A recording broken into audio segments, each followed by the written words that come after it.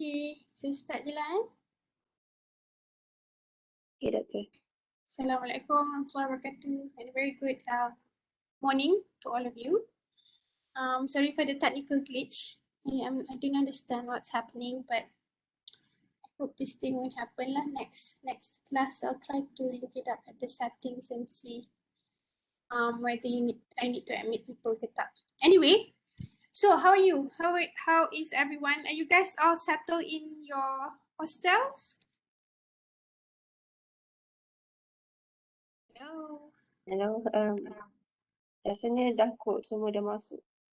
Dah masuk Okay, Alhamdulillah lah kalau you all dah masuk, dah settle. So, we can continue having our live classes lah after this. Okay?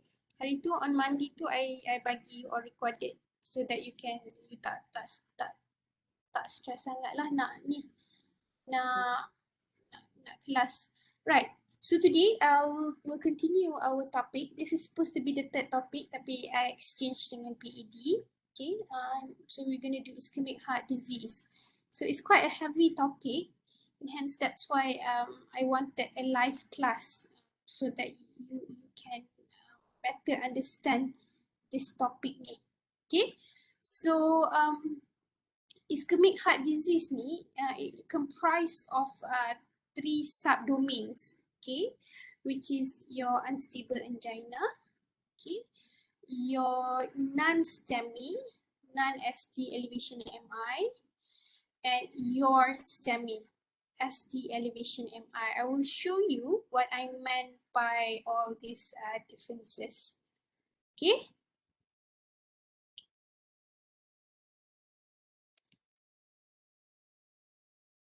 So these are the learning outcomes, okay. At the end of this class, I hope you can distinguish between the treatment strategies for the 3 types of acute coronary syndromes, the unstable angina, STEMI, and STEMI. Okay, we're able to formulate evidence-based treatment strategies for patients with AECS, and you are able to formulate treatment plan, okay, for patients presenting with 3 conditions. Now, these are the things my outline for today. Okay, I'll be covering the key concepts, the epidemiology, definitions, signs and symptoms, diagnosis, and treatment objectives, clinical assessment and evaluation, your ACS risk calculator, treatment for the 3 different groups of patients, and monitoring parameters. I also have a quiz at the end of this class, which you can do at your own time. Okay. So let's start off with some key concepts. So key concepts are the concepts that I want you to understand by the end of this class. If you can't grasp the whole thing that I'm teaching, at least you can catch the key things that I want you to understand. Okay, these are the key things, but bear in mind, I hope you don't only understand the key concept, I hope you understand the topic as a whole. Okay, but I can understand that some will have, who need some more time to read, who need some more time to understand and digest, that's fine. But I hope you can get all these key concepts, right? So the first key concept that I want you to understand is that the predominant cause of acute coronary syndrome in more than 90% of patients is acute rupture, fissure, or erosion of an unstable atherosclerotic plaque, okay, followed by subsequent thrombus formation that impairs distal blood flow, resulting in acute myocardial ischemia. So what happens, the term that you look for is myocardial ischemia, acute myocardial ischemia. Ischemia means there is death, and myocardia means the cells at your heart, okay? Death at the cell of your heart. Why does that happen? Because there is a blockage to the blood vessels that supply the area of the heart. So bila dah ada block, blood cannot flow smoothly and hence causing death of that cell, of the heart cell. Okay. Patient with symptoms of myocardial ischemia suspected of having ACS, they should undergo risk stratification that incorporates their past medical history, presenting symptoms, 12-lead ECG, cardiac troponins, dynamic elevation in serial CTN ni cardiac troponin CTN ni, every time when I say CTN it refers to cardiac troponin. Cardiac troponin is a blood sample lah to guide whether the patient has ACS ke tak, right? Intravenous nitroglycerin, IVGTN, should be considered to elevate anginal pain and or treat acute comorbidities such as uncontrolled hypertension or heart failure. Oxygen should be administered to patients with hypoxia, especially those with an SpO2 of less than 90%. And IV morphine may be considered in patients with refractory anginal pain. So if you can see here, morphine ni usually kita bagi untuk reduce pain lah, because in patients with heart attack or ischemic heart disease, the pain is so severe, we usually say that it feels like an elephant sitting on your chest. Terlampau sakit dia punya chest pain tu, sampai we usually ask the patient, sakit dada tu macam mana? Ada rasa macam ada gajah duduk tak dekat on your chest? Kalau dia kata ya, then that's probably a typical symptoms of ACS. Okay, and hence sometimes we need to give morphine lah, okay, to reduce the pain from the anginal pain. Okay. In the absence of contraindications, an oral beta blockers should be initiated for all patients with ACS and continue for at least 1 and up to 3 years or more to reduce the risk of major adverse cardiac events. Okay. A CCB may be considered in patients with vasospasm and those refractory to or with contraindications or intolerance to beta blockers. So in essence, kalau patient tu cannot take beta blockers, disebabkan dia ada acute asthma attack or very bad asthma control, we can substitute with the CCB. Okay. Reperfusion of the infarct-related artery in ST segment elevation MI with PCI within 90 minutes of first medical contact is preferred to fibrinolytic therapy, which can be considered if primary PCI cannot be performed within 120 minutes of presentation. I will let you know what this thing means.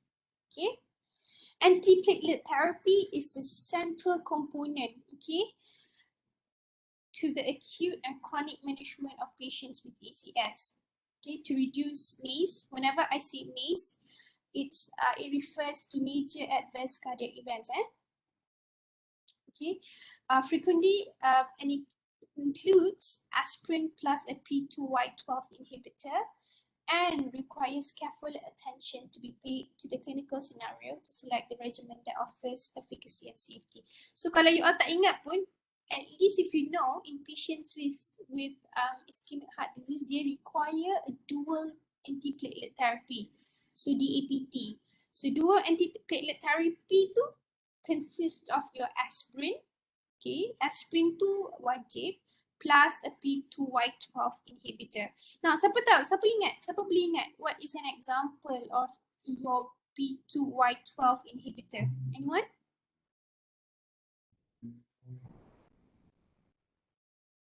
Hello? Anyone? Grel?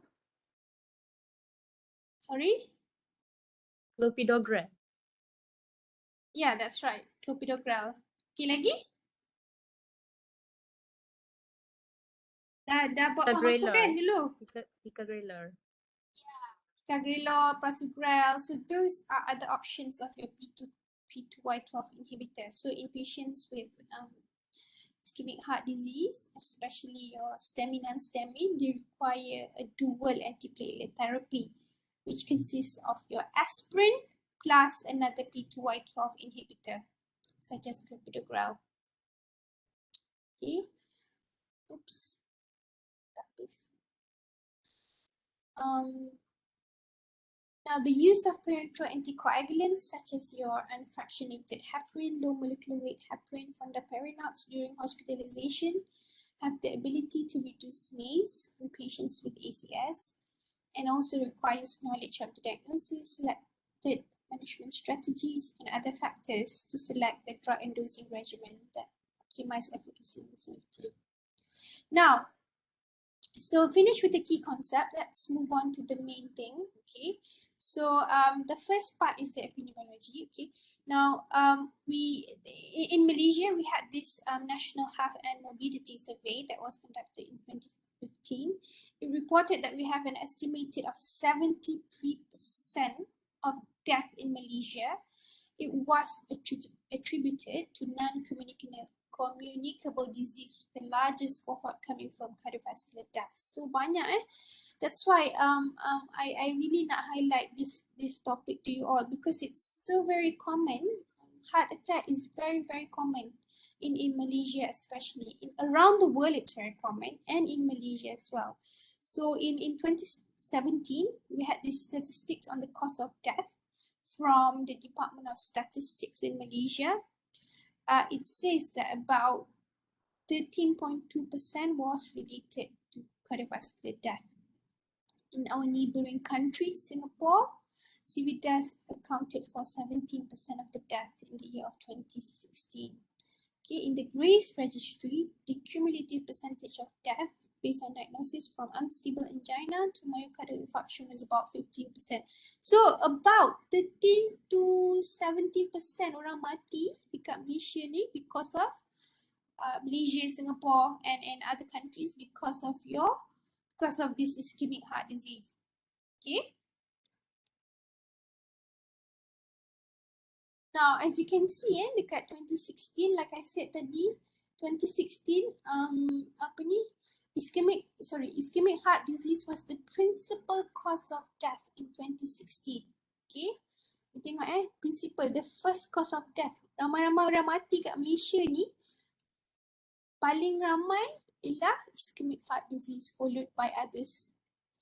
Pneumonia, okay, cerebrovascular disease ni is your stroke, okay, transport accident about only 5.4% and cancer is about 2.2%.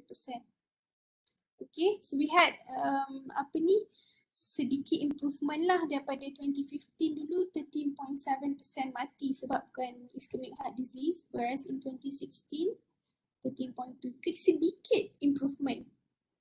Okay, it was the principal cause of death in males. Unfortunately, ramai yang mati disebabkan ischemic heart disease occurs among the males. Okay, whereas in female kebanyakannya mati kalau ikut statistik lah gitu. Pneumonia, ischemic heart disease tu jatuh kepada nombor 2 lah untuk kematian kematian yang berlaku among your females. Okay.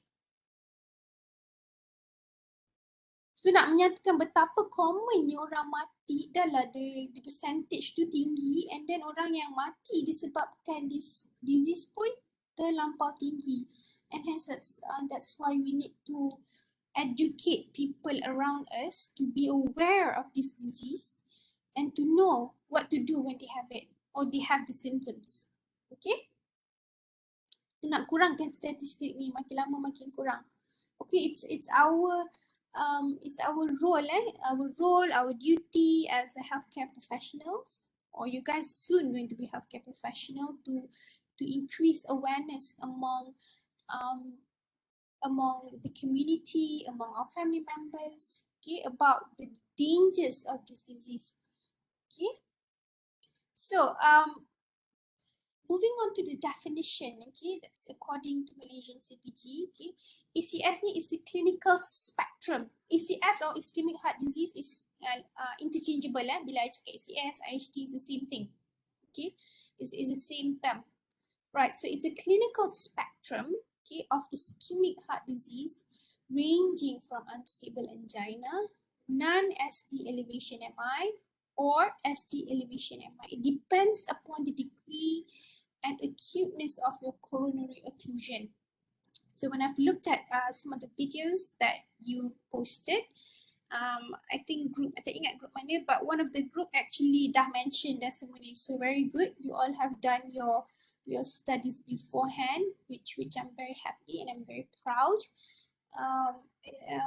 One of you can actually explain it very well, the difference between these three spectrum of disease. So well done. Okay, in unstable angina, myocardial injury is absent. Okay, tengok situ dia kata in unstable angina, injury dia tu myocardial injury tu is absent and cardiac biomarkers are normal. Cumanya patient complain of chest pain sahaja. Right? To unstable angina. Okay. In myocardial infarction, okay, myocardial infarction ni terbagi kepada dua lagi lah. Okay, which is your non-STEMI or STEMI. Your cardiac biomarkers are raised. Okay, cardiac biomarkers ni macam tadilah yang I cakap. Contohnya your troponin levels, your CKMB levels, they are raised. Okay, cardiac biomarkers. Okay, MI is a clinical diagnosis based on the presence of myocardial injury or necrosis as indicated by a rise and fall of your serum cardiac biomarkers. Okay, let's, in addition, there should be at least one of the following. Okay, chest pain, okay, clinical history of consistent with chest pain, ECG changes, imaging evidence of new loss of viable myocardium, and identification of intracoronary thrombus by angiography. Okay, this new comprehensive definition of MI, which utilizes new cardiac biomarkers and imaging technique, is more sensitive in diagnosing MI. Reinfarction is used for MI that occurs within 28 days of incident event, while recurrent MI occurs after 28 days. So maknanya what it means by reinfarction, contohnya patient tu datang masuk hospital hari ni, okay, because of MI, then dia pun discharge. And 28 days after that, dia dapat sekali lagi heart attack. Now that is what you call reinfarction. Okay, maknanya dia dapat second attack within 28 days. Okay, selepas daripada 28 days, kalau dia dapat a third attack, that means they have recurrent MI. So that's why the first time patient tu dapat MI, kita kena beritahu dah dekat dia the importance of adherence to medication, importance of adherence to lifestyle intervention, so that dia tak dapat lagi another heart attack within 28 days or after that. Okay, because it can happen. It can happen to anyone. Tak semestinya you kena sekali and that's it. No. If you don't take proper, if you don't adhere to your medication, if you don't stop smoking, stop drinking alcohol, if you're unlucky, you can have another MI. Now, why is it important? Because kalau you ada MI, you terkena MI, you can die from it. Okay, if you're unlucky, you can die. Sebab tu, kalau kita tengok kadang-kadang, you know, we hear some news from our family members, tiba-tiba, you know, parents, mak kita beritahu, pakcik tu tiba-tiba meninggal. Sebab apa? Sudden death is usually most of the time is due to heart attack. Okay, sama ada dia boleh meninggal waktu dia driving, waktu dia tidur, waktu dia bangun, waktu dia dalam toilet, anytime. They can die. They can get the attack any time of the day and they can just drop dead macam tu. Okay, so that's why it's really important for us to understand this topic and what we can do to prevent this from happening, especially to our loved ones. Okay. So it's classified according to the ECG changes, okay, which I will show in a bit, okay. So an injury that transects the entire thickness of the myocardial wall results in a STEMI, okay. Whereas in non-STEMI, there is a limited subendocardial myocardium and it's usually smaller and not as extensive as a STEMI. So STEMI ni paling teruk. Okay, injury tu dia berlaku to the entire thickness of the myocardial wall. Dia paling teruk. STEMI ni is the most ultimate, is the worst form of ACS lah. Yang you all nampak, or you all tengok kat drama ke yang mati mengejut tu, usually is due to STEMI lah. It's the worst part. It's the worst prognosis if a patient have NMI. Okay. Non-STEMI ni masih boleh diselamatkan lagi. Okay. STEMI pun boleh diselamatkan as long as you arrive at the hospital secepat yang mungkin kaya you sedar lah. Okay. Non-STEMI ni like I said is limited to subendocardium myocardium and is usually smaller, dia punya blockage tu. Okay. Non-STEMI differs from unstable angina in that ischemia is severe enough to produce myocardial necrosis, resulting in the release of biomarkers, mainly TROP-T or I, from the necrotic myocytes into the bloodstream. So this is a picture of the acute coronary syndromes. Like I said, yang paling teruk is your STEMI. Okay, you have your stable angina, which I will not look at it in this lecture. You have your unstable angina, non-STEMI and STEMI. Like I said, macam mana nak tahu the difference is, okay, in your stable angina ni, your ECG is normal. Okay, unstable angina, you can have normal ECG and normal cardiac biomarkers. So maknanya the only way you nak tahu patient tu ada unstable angina ke tak is when they come to the hospital with the complaint of chest pain. Itu sahaja, chest pain. Tapi dia punya cardiac biomarkers dia normal. ECG dia can be normal. Kalau abnormal pun dia just ada inverted T wave or ST depression. Okay, this is your normal ECG. Okay. You can have inverted T wave, you tengok ni, T wave ni terbalik. Ataupun ST depression, dia depress macam ni. Now, the minute when you see the diagnosis as STEMI, you can have both. It can be either non-STEMI, whereby your your cardiac biomarkers are elevated. Okay. In non-STEMI dan STEMI, your cardiac biomarkers are elevated. Apa yang membezakan antara non-STEMI dengan STEMI? Okay. In STEMI, you have elevation of your ST. You tengok sini ST dia tinggi macam ni. In non-STEMI, okay, you can have a normal ECG, or inverted T wave, or an ST depression. Okay, cumanya cardiac biomarkers tu tinggi. In both STEMI dan non-STEMI, cardiac biomarkers are high. And in STEMI, you have ST elevation kat sini. You tengok ECG dia kat sini. Okay, in terms of blockage, macam I cakap tadi, in STEMI is total block. So you nampak sini the yellow thing is your atherosclerotic plaque. Okay, in stable angina ni, you tengok ada lagi tempat nak darah nak, blood flow can happen. Okay, there's no infarct yet. Whereas in unstable angina, ada is still blocked. Okay, the plaque ruptures and thrombus forms around the ruptured plaque. Ni plaque dia dah rupture sikit, and then bila there's a plaque rupture, dia ada thrombus formation, causing partial occlusion of the vessel. So angina pain occurs at rest or progresses rapidly over a short period of time. Now, during a non-STEMI, the plaque rupture and thrombus formation causes partial occlusion to the vessel that results in injury and infarct to the subendocardial myocardium. Okay, dia dah cause occlusion, tapi partial lagi. Okay, nampak ada sedikit lagi jalan, walaupun nak dekat sini you all tak nampak lah, tapi dekat subendocardial wall ni ada lagi jalan sikit. So blood can still flow. Whereas in STEMI ni, there's total occlusion. Dah tak boleh nak blood flow. So that's why bila block kat sini, darah tak boleh mengalir. So there is death in this cell. So that's why you call myocardial infarction. Mati sel myocardial cell ni, become necrosed because blood cannot flow.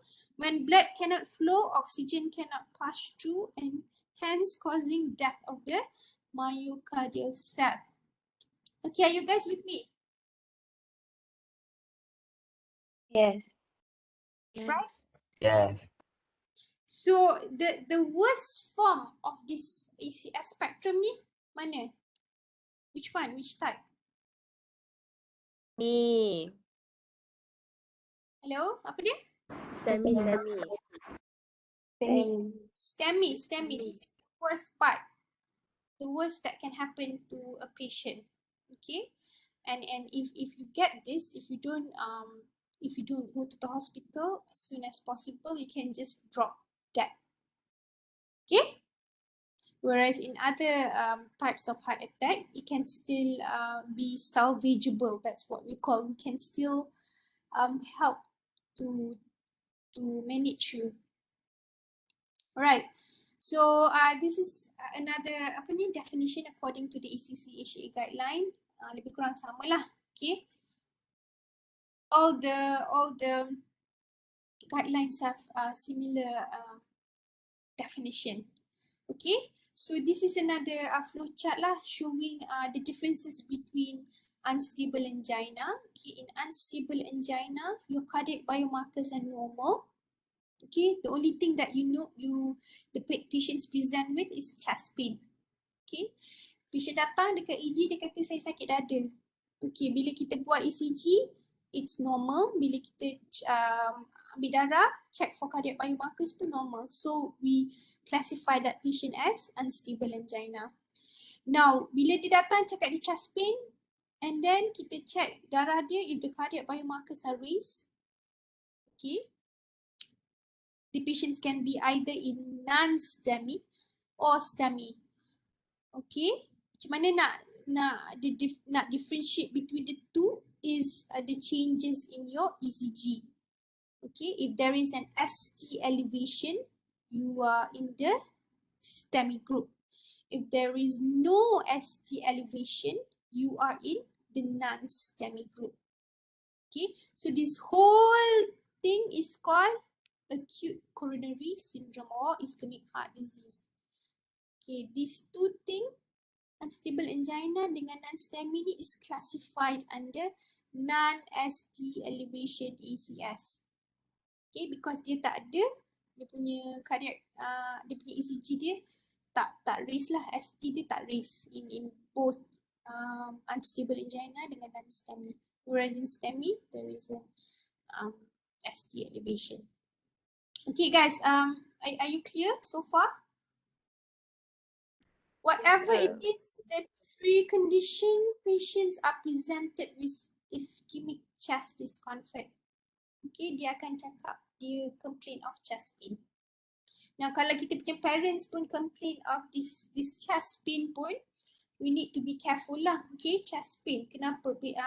Mak dengan ayah ada history of hypertension ke tak? Ada history of diabetes mellitus ke tak? Kalau ada, the more we need to bring them to the hospital, to the ED as soon as possible. Because we don't want to wait and risk their life because kita tak tahu. So that's why I really want to educate all of you so that you are aware of this, because we have parents, we have family members. So it's the least that we can do lah to help them, to get proper care as soon as possible. Now, so again, there is a spectrum of ECS ni I dapat daripada pharmacotherapy pula. It's the same. It's all the same. Okay. So here's an ECG of your normal ECG, your PQRS complex. Okay. When you have non-STEMI, okay, your ST ni depressed ataupun your T wave will be inverse. Inverse ni terbalik lah. Okay. Your normal one is like this. Inverse ni terbalik macam ni. Or depressed. Depressed ni dia ke bawah macam ni. Okay. ST ni sepatutnya macam ni, tapi dia ke bawah. In non-STEMI ni, ECG dia naik macam ni. Ni memang bukan tugas kita lah, but I just want to show you kalau nanti, of course we are not We don't need to interpret ECG finding. This is the work of the doctor lah. Tapi I just want to let you know what is it like, so that you know you can appreciate it better lah. Okay. So looking at the sign and symptoms, okay, these are the common heart attack warning signs, okay, from the American Heart Association. Like I said, this month is a world, this month ke last month? Probably last month, World Heart Day. Okay, like I've mentioned dekat Google Classroom, okay, it's a World Heart Day. Everybody's participating, including Malaysia, one of the country. Kita siap light up the Saloma Bridge, the KL Tower merah, just to show our support to the World Heart Day. So usually in the World Heart Day or in whatever day, we try to increase awareness among the public so that they know, they are more aware about the disease and they know what to do. So some of it are educating what are the signs and symptoms that you should be worried of. Okay, so like I said, pain at the chest is very common. Okay, pain or discomfort in chest is very common. Some patients, they can complain of a lightheadedness, they can be nauseated, or they can vomit. Okay, some will complain of jaw, neck, or back pain. Okay, I think one of your interviews, I think your uncle ke cakap macam tu juga lah, dia ada sakit jaw kat tangan. Okay, it radiates at the neck and back pain. Okay, discomfort or pain in the arm or shoulder. Okay, dia boleh radiate kat sini. Okay, and then shortness of breath. Okay, so these are the typical signs and symptoms of chest pain. Kalau kat sini you tengok the red is for a woman. Okay, most additional symptom most common in women, and the blue in men lah. Okay, selalunya lelaki akan complain of this thing lah, macam shortness of breath, chest pain, discomfort or tingling in arms, back, neck, shoulder or jaw. In women, kadang-kadang simptom dia tak berapa typical, tak berapa common, tapi kadang-kadang dia boleh cakap lah heartburn, okay, ataupun peluh sejuk, orang panggil cold sweat, okay, unusual tiredness, nausea or vomiting. So kalau our loved ones ada complain of these signs and symptoms, you need to bring them straight away to the ED. Tak apa, tak kisah. Kalau dah pergi sana, doktor kata tak ada apa-apa, that's a different story. Okay, as long as they say they have chest pain, which is really sakit, just straight away bring to ED or call 999. Right? So the diagnosis is based on patient presentation, like I said. Okay, the signs and symptoms, the ECG changes, and elevated cardiac biomarkers. Now, just a recap before we move on. In apa ni? Which part yang ada, which spectrum yang ada cardiac biomarkers, raising cardiac biomarkers? Anyone? Non-STEMI and STEMI. Yes, both STEMI and non-STEMI ada raising cardiac biomarkers. Okay. Now, so the treatment objectives are to alleviate the ischemic symptoms. Okay, kita nak kurangkanlah kesakitannya. Okay, kesian it's very painful. Right? And we want to restore blood flow to the infarct related artery. So sebab benda ni dah block kan? So benda ni dah block, so that part of the heart doesn't receive enough oxygen. So kadang-kadang you boleh nampak hitam kat sini because the part is already necrotic. So kita nak restore lah blood flow. Kita nak buang this occlusion. Taklah buang. I mean, we want to remove this occlusion. Remove usually is done by PCI lah. Okay, and we want to salvage whatever heart cells that we can, so that there is blood flow dan tak cause further necrosis lah. Okay, we want to arrest infarct expansion. Okay, maknanya kita nak prevent infarct tu from getting bigger and bigger and bigger. And of course, we want to prevent mortality. Okay. So, how do you want to assess the patients? Like I said, initial presentation, you ask for the clinical history, and then you do ECG and you do cardiac biomarkers. Okay, like I said, cardiac biomarkers ni is done by, you just take blood, okay, ambil darah, and then you can order for cardiac troponin, okay, trop-T or trop-I. Okay, when I say trop-T, trop-I ni is cardiac troponin lah. It's just two different types of troponin. CKMB, okay, creatinine kinase myocardial band, creatinine kinase CK. Alright, so these are the different types of cardiac biomarkers lah. It raises and it falls accordingly lah, okay. So apa ni, your cardiac markers yang paling sensitive and specific is your trop-T and trop-I lah. Okay, it can rise within 3 to 4 hours and it can stay within up to 2 weeks tinggi dia. Okay, CKMB ni it can rise cepat sikit, okay, within 2 to 3 hours, tapi dia stay within 1 to 2 days saja. Okay, less CKMB ni less sensitive and less specific as compared to your trop-T and trop-I. Okay, dulu masa saya kerja dulu dekat hospital, when I was doing my PRP, FRP dekat Hospital Kajang, we have problems with ordering this test because mahal. Trop-T, trop-I ni mahal, so we only depended on CKMB punya level. But nowadays, I think they've already put this as a priority. So, tak silap I lah, in most public hospital, they either do both, one of this trop-I ataupun trop-T. Okay? Now, ECG ni macam ni lah. Okay, ECG lead, you put at lead V1 to V6 lah. And you look for the ECG readings. Okay? Now, looking at your risk calculator, so we have this TIMI score ni. Okay, it estimates the risk of mortality in non-STEMI and STEMI patient. Okay, risk score dia sama, is called a TIMI score, tapi untuk STEMI ni dia banyak lagi dia punya risk factors lah. In non-STEMI dia lebih kurang 1, 2, 3, 4, 5, 6, 7 risk factor. Whereas in STEMI kita ada 14 risk factor ni. So what we do is when we have a patient, the minute dia ada raise in your cardiac biomarkers, we need to risk stratify the patient. Okay, so what do I mean risk stratify the patient? Kita kena kira lah dia punya risk score ni.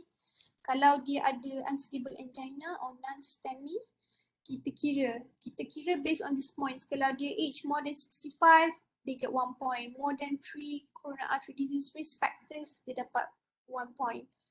Non-CAD, 1 point. So we total up the point, okay? And then we look, kalau patient in low risk, okay, maknanya dia score dia 0 to 2. So score 0 to 2, probability of dia mati in the next probability of dia mati or recurrent ischemic event is low lah, about 4% to 8%. And then kalau high, probability dia untuk mati atau have another ischemic event is very high. Now, why it's important for you to risk stratify the patient? Because treatment will depend whether you are in the low or low intermediate or high risk. Okay. Especially for this unstable angina dengan non-STEMI group. Okay, sama juga for STEMI pun you have this risk score juga. Okay, but then like I said lah, dia ada 14 point as compared to tadi only 7 points. Okay, another risk calculator called the GRACE score, tapi kebanyakan orangnya guna TIMI risk score lah kalau you are in your PRP ke, FRP ke. Bila you clerk case, you akan nampak lah TIMI 1, TIMI 2, TIMI 7. So when you see all these terms, you need to know lah what it means. Okay? You need to know how they get it and what it means. All right. For more information about the TIMI risk score tu, you boleh go to the website lah. Lama, ada 5 minit lagi. Kita tak masuk treatment lagi. So this is the patient care process for acute coronary syndromes. Okay, you can have a read. Okay. Now, let's look at the treatment part. Now, before we treat the patient, we need to know what are the outcomes that we want to achieve. Okay, in patients with ACS, treatment is aimed at achieving both short-term and long-term outcomes. Okay, short-term, like I said, macam tadilah, we want to restore the blood flow. Okay, we want to prevent death. Okay, as soon as possible. We want to prevent coronary artery re-occlusion, and we want, of course, we want the patient to have a relief in ischemic chest discomfort. That's our short-term plan. Okay, long-term plan, long-term desired outcomes are control of CAD risk factors, prevention of additional MACE, including reinfarction, stroke, heart failure, and improvement in quality of life. Now, what are the general approach to treatment? Okay, the general treatment strategy approach to ACS includes rapid diagnostic triage to determine an appropriate management strategy. Okay, patients with STEMI, like I said, are of the highest priority and should be referred to a cardiac cath lab for primary PCI. Okay, I will tell you what a primary PCI is with the goal of mechanically restoring blood flow to the infarct-related artery as soon as possible. Okay, patients with non-STEMI, non-ST ACS will undergo additional risk stratification to determine the best approach, which is usually an early invasive approach, for example, PCI, for intermediate and high-risk patient. So that's why I said tadi, we need to risk stratify the patient. Sebab kalau kita tak risk stratify the patient, we don't know what to do with them. So once we risk stratify the patient, when we know that they're in the intermediate or high risk, we can do early invasive approach like the PCI, or a more conservative ischemia guided management plan without a planned PCI. Okay, for those in the lower risk. Now, regardless of your strategy, okay, the general treatment measures for intermediate and high risk patients include admission to the hospital, oxygen administration, especially if the SpO2 is less than 90%, bed rest, and then continuous multi-lead ST segment monitoring for arrhythmias and ischemia, frequent measurement of vital sign, ischemic pain relief, and prompt initiation of anti-thrombotic therapy.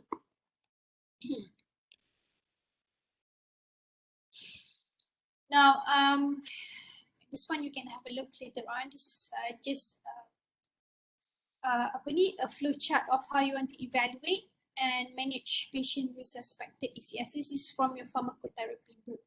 Okay. So when you have ST, when the patients come in with ST elevation MI, okay, we need to initiate the acute supportive care, like your oxygen and whatnot. And then we need to initiate reperfusion therapy. Primary PCI is preferred. Okay, PCI is percutaneous coronary intervention. Okay, whereby you put a stent or a balloon, like one of the videos that I watched that you did.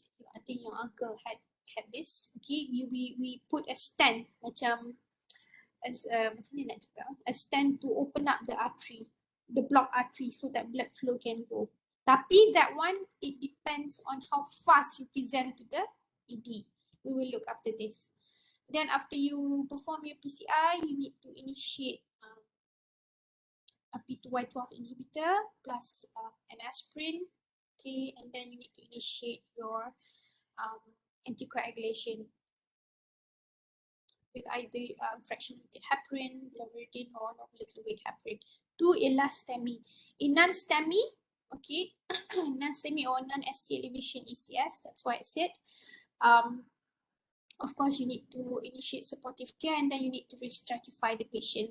If the patient is in the low risk, okay, according to the TIMI score, we can treat them medically.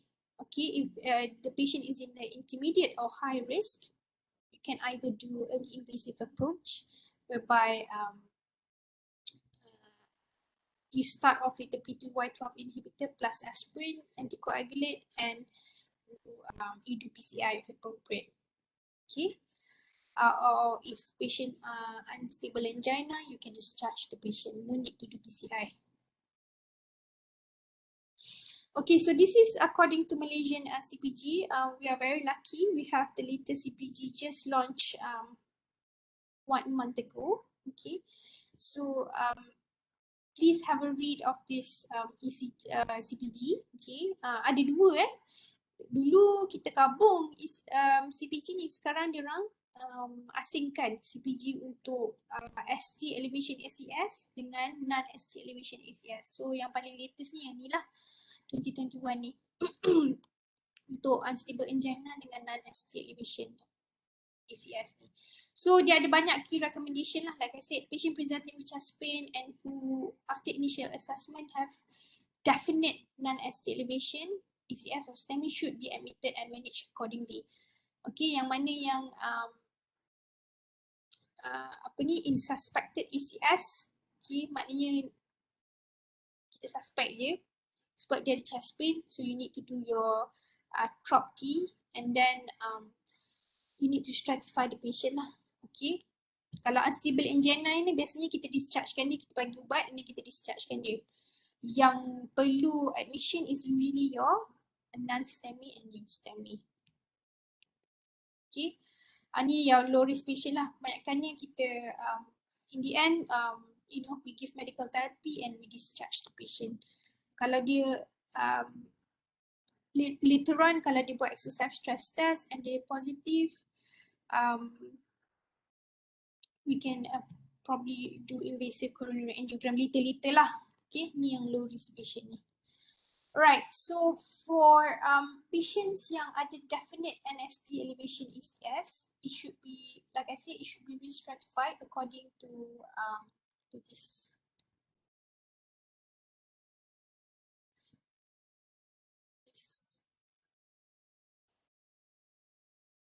To this ni. Okay, we need to re-stratify the patient. Okay, because this will help determine prognosis of the patient, management of strategy, selection of site of care, and selection of appropriate therapy. Apart from that, we also need to assess dia punya bleeding risk. Now, bila kita re-stratify the patient ni, patient can be in this category lah, very high risk category, high risk or intermediate risk. High risk ni those yang hemodynamically unstable or patients have ongoing chest pain, patients yang ada acute heart failure or mechanical complication. Ni nanti you boleh baca lah. So they are categorized into different types of categories lah. Okay. In patient with non-ST ACS, they should be given aspirin 200 mg stat. Okay. Please remember this. Oxygen, GTN for ongoing or recurrent chest pain, IV morphine. Okay. With IV anti-emetics and with subcut low molecular weight heparin. This is your anticoagulants lah. Okay, they should be on the APT, like I said. They should be on high dose statin.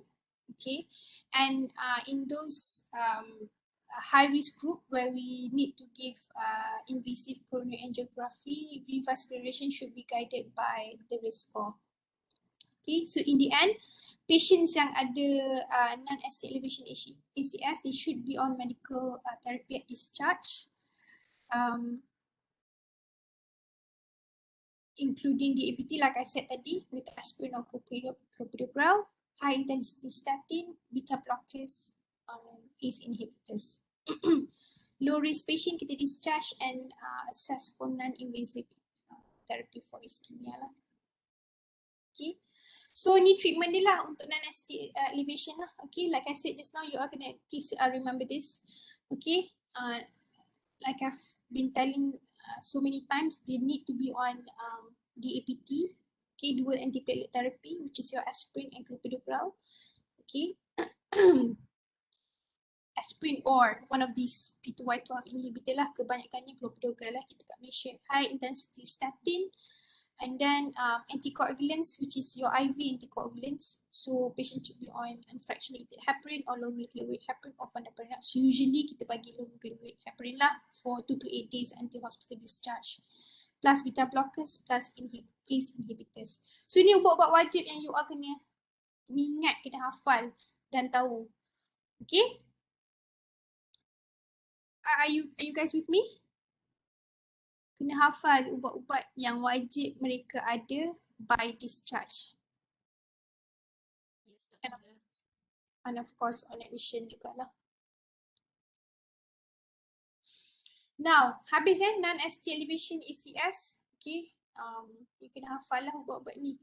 Now with STEMI, these are your your this is the worst part. Okay. Like I said, time is muscle. Every patient with STEMI should have the occluded artery reopened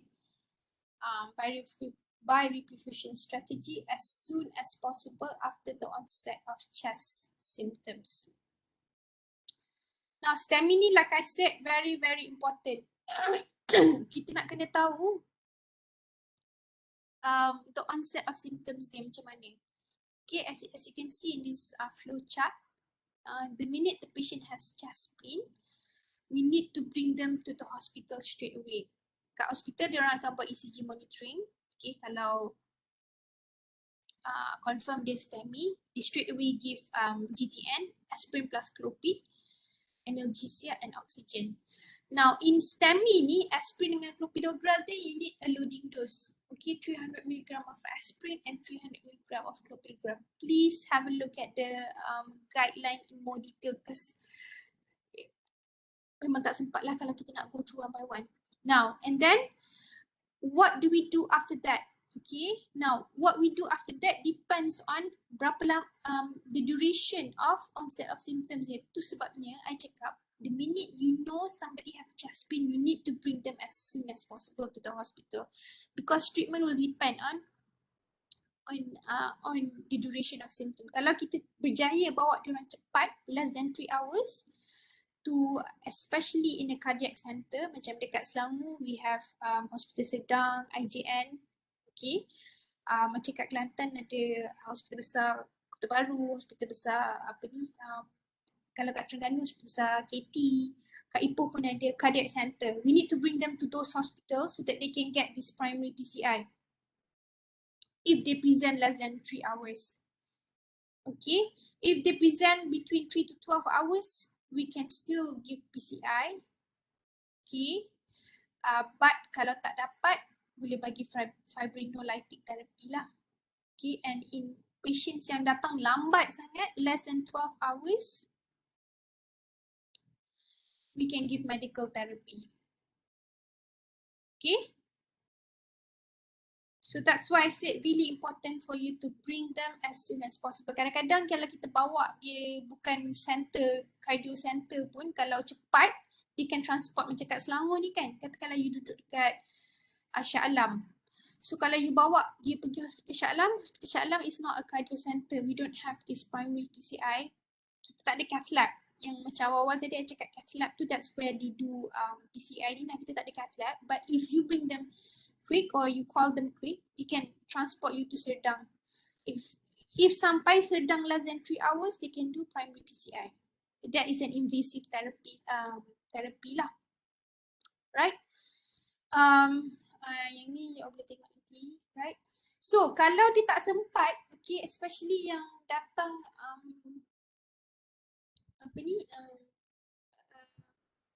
like I said tadi primary PCI is a strategy of choice. It has a class 1A evidence, okay, in the management of STEMI. Tapi kalau patient tu datang lambat or dia datang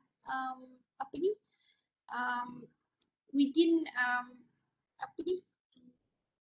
kalau dia datang 3 to 12 hours tapi dekat center tu tak ada PCI center, dia boleh go for fibrinolytic therapy ni, just this one. Okay. Fibrinolytic therapy ni is a strategy of choice if the door to balloon time is more than 90 minutes. Nanti I bagi tahu apa contoh fibrinolytic therapy ni.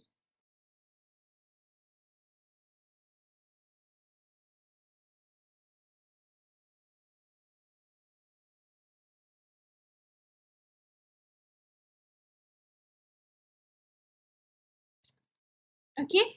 Kenapa tak ada? Deprivation strategy ni dia ada streptokinase.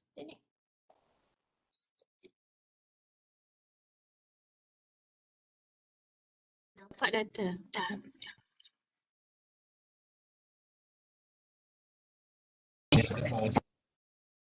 Okay. This is STEMI punya guideline STEMI punya guideline, this is in 2019, tak silap saya. Right.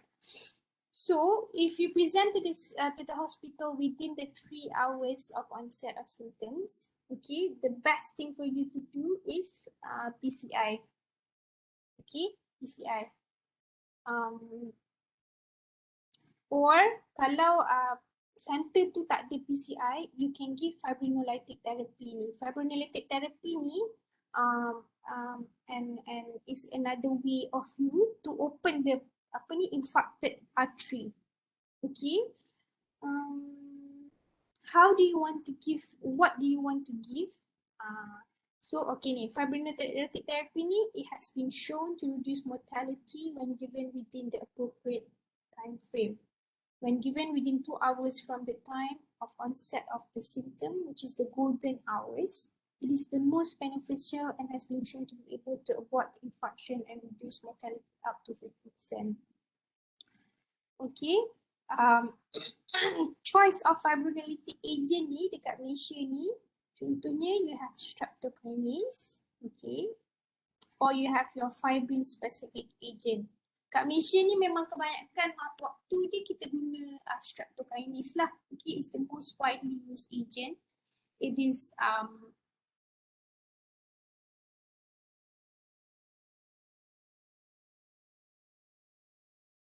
okay, it is, however, it's not fibrin specific and it results in a lower patency rate of the occluded vessel, like 60 minutes, than fibrin specific agent. Okay, despite having low risk of intracranial hemorrhage, the reduction in mortality is less than with fibrin specific agent. So bila okay, you need to remember this lah. Kalau patient tu datang sampai ke hospital and then it's not in a PCI center, choices of agent would be giving fibrinolytic agent lah. Kalau tanya streptokinase ni, you need to know lah the regimen, okay, 1.5 mega units in 100 ml normal saline or 5% dextrose over 1 hour. This one you really have to know.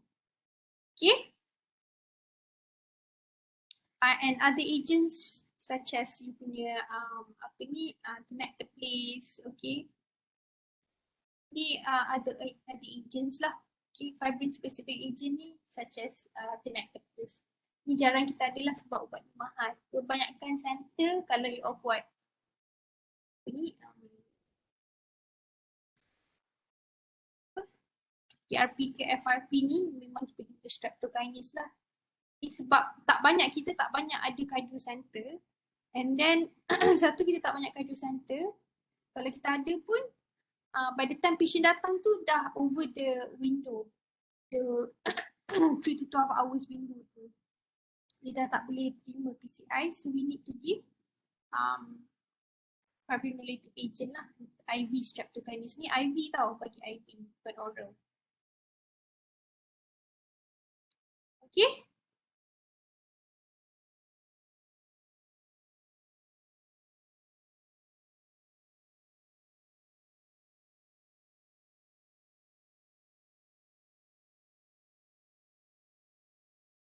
Dekat dalam kotak I ni, dia punya choice of fibrinolytic therapy ni tak ada tu yang I cari tadi, so that you all ingatlah, okay? Bila soalan tanya, jangan just cakap fibrinolytic therapy lah, you need to say what therapy is, which is your ni lah, it can be streptokinase ataupun your fibrin specific ischemic. Now, after kita dah bagi patient with this IV therapy, at the same time, we need to load the patient. Like I said tadi, aspirin, you need to load it 300 milligram. Okay, followed by maintenance dose of 75 to 150. Plus, clopidogrel, we need to load 300 milligram juga. Okay, and we need to give antithrombotic therapy. Either one lah, enoxaparin, heparin, or propranolol, plus beta blockers, plus inhibitors, and high dose statin. So sama dia punya treatment itu sama macam your non-ST elevation, cumanya you need this reperfusion therapy ni. This is an additional of therapy yang you bagi untuk patient yang dah ada STEMI. That's why STEMI kan is a medical emergency. You need to do something to open up that blocked artery tu. Kalau bagi oral therapy saja campur dengan antithrombotic ni tak cukup. You need to do something else. Kalau dia sampai tu PCI center less than 3 hours, macam dalam chart ni, of course you want to give PCI. Tapi like I said, tak semua center ada ni. Okay. Then you can give fibrinolytics therapy lah in patient yang datang within 3 to 12 hours ni. Okay.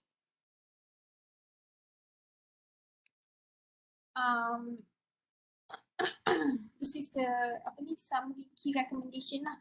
Ni macam yang cakap tadi lah, 300 mg aspirin dengan clopid plus your fibrinolytic therapy plus the rest lah.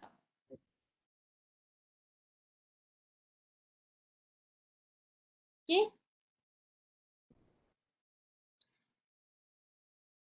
Alright. These are all the key recommendation lah. You all boleh baca lah. Okay.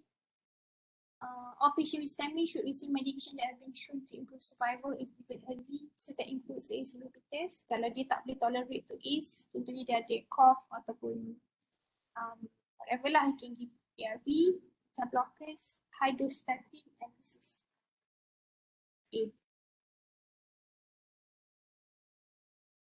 Okay. So what do we do after we have given all this therapy to the patient? We need to monitor the patient lah. Macam mana kita nak monitor the patient? Of course we ask the patient lah.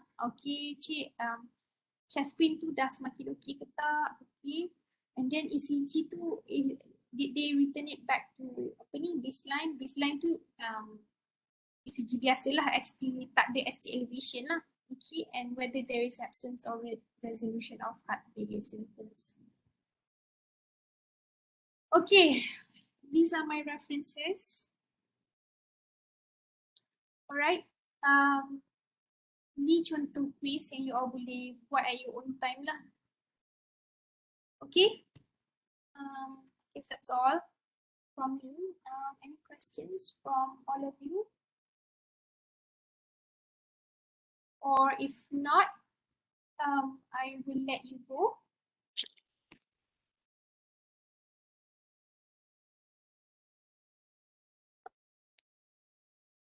Don't forget to show me you punya attendance, and then if you have any questions, just boleh tanya dekat Ayla dekat Google Classroom. Okay? Okay, Doktor. Alright, thank you so much, guys. Sorry for the technical glitch earlier. Have a nice break and lunch. Bye. Bye. Thank you, Doctor. Thank you, Doktor. Thank you, Doctor.